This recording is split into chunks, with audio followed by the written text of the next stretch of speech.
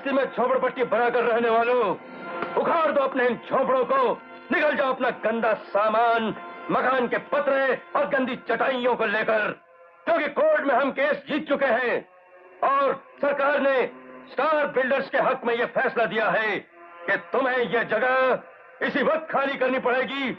फेंक दो इन सब का सामान। देखता हूं किसकी मां ने दूध पिलाया है कि मेरे होते हुए इस बस्ती को तोड़ सके।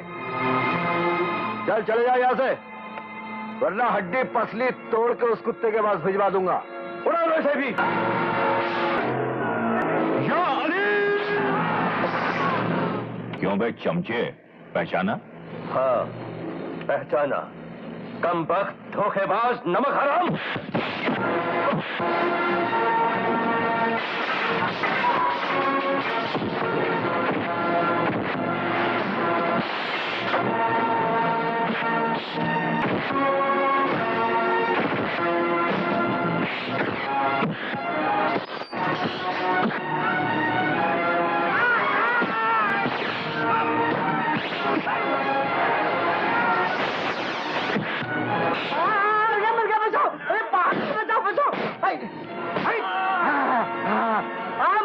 मैं हूं।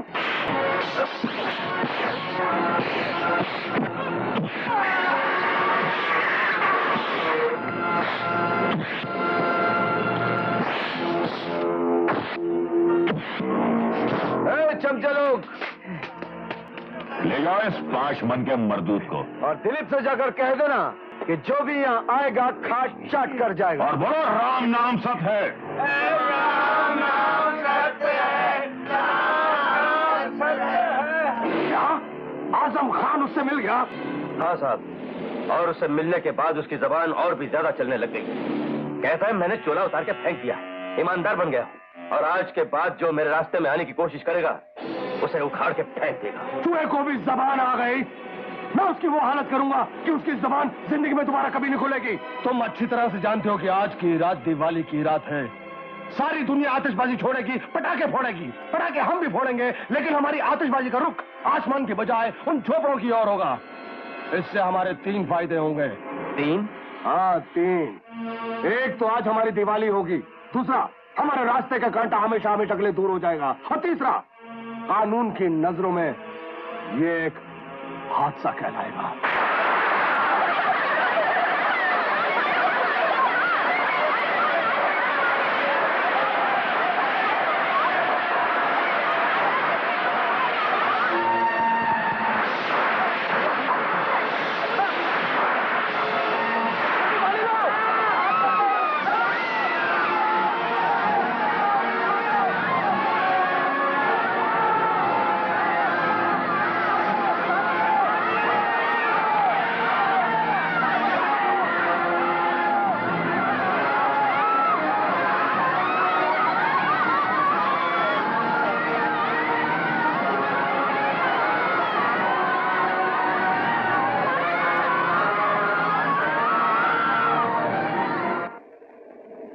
मैं ये ऑर्डर साइन करके आपको दे रहा हूं, और इसी ऑर्डर के बल पर उन्हें बंगला फौरन खाली करना पड़ेगा, वरना उन्हें गिरफ्तार किया जा सकता है।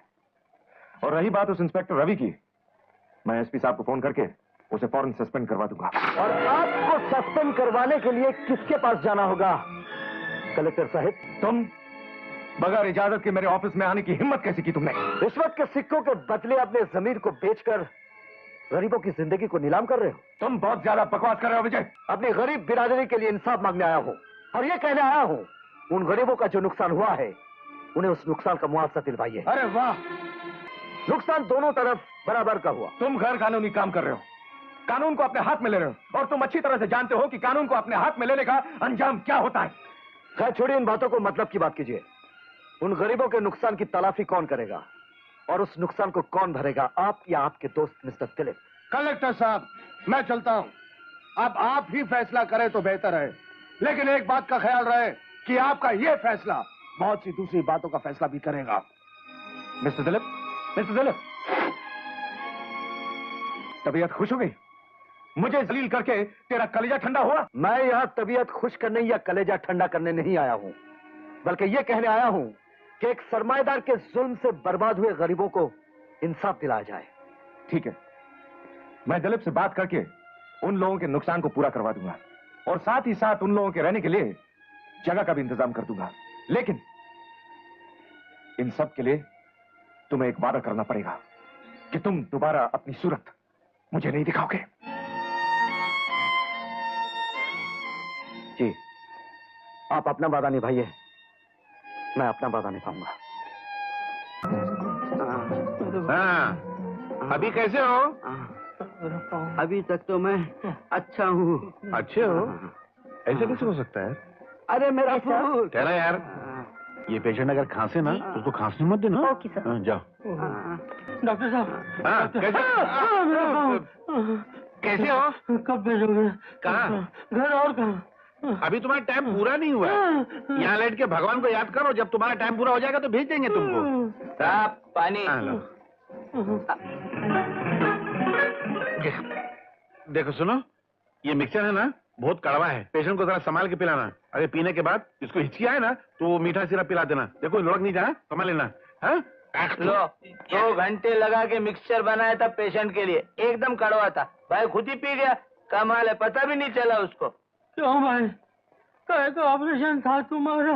मेरे पेट में अल्सर हो गया था। अरे बाप रे, ये डॉक्टर ने ऑपरेशन किया तुम्हारा? क्यों?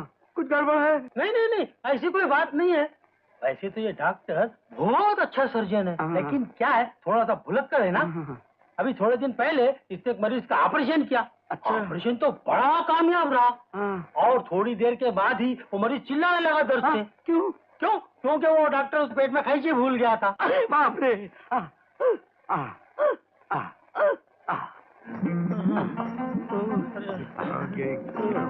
यार क्या बात है डॉक्टर साहब? यार, मेरी बीवी ने मुझे सोने का बॉल पेन दिया था तोहफे में। तो साला खो गया, मिल नहीं रहा है। तूने देखा कहीं? अरे बीवी ने तोहफे में दिया हुआ सोने का पेन कहाँ रखा था तुमने?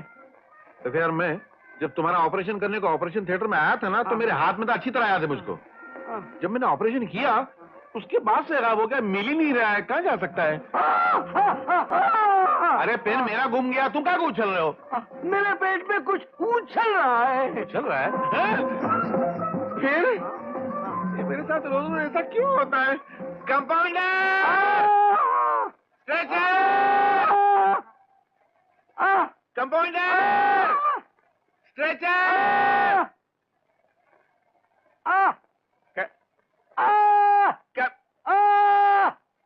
यार ये तो तुम बोले, मुझे बोलने दो। कंपाउंडर!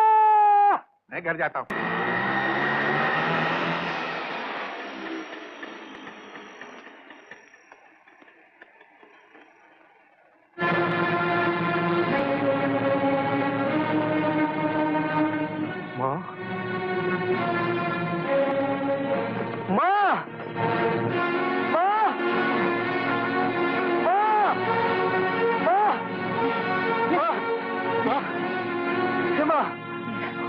मेरा इस दुनिया में कोई नहीं है। नहीं माँ, मैं सबके लिए मर चुकी हूँ।